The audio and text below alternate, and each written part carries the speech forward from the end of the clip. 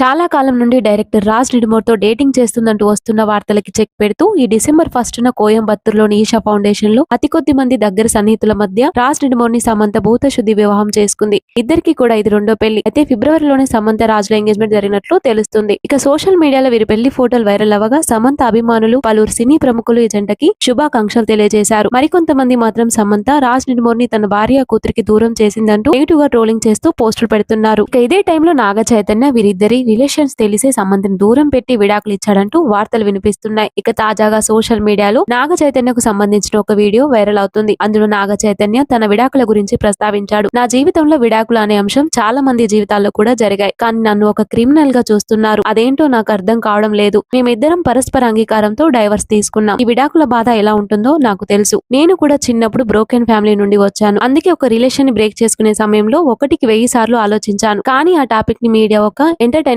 గా మార్చేసింది. నేను చాలా సార్లు ఆలోచించాను. బయటకి వచ్చి దాని గురించి మాట్లాడితే దాని మీద కూడా మరికొన్ని ఆర్టికల్స్ పుట్టుకొస్తాయి. అందుకే మాట్లాడలేదు. రాసే వాళ్ళు ఫుల్ స్టాప్ పెట్టాలంటూ నాగ చైతన్య తన ఆవేదనను వ్యక్తం చేశాడు. ప్రస్తుతం నాగ చైతన్య చేసిన ఈ వ్యాఖ్యలు నెట్టింట్లో మరోసారి వైరల్ గా మారాయి.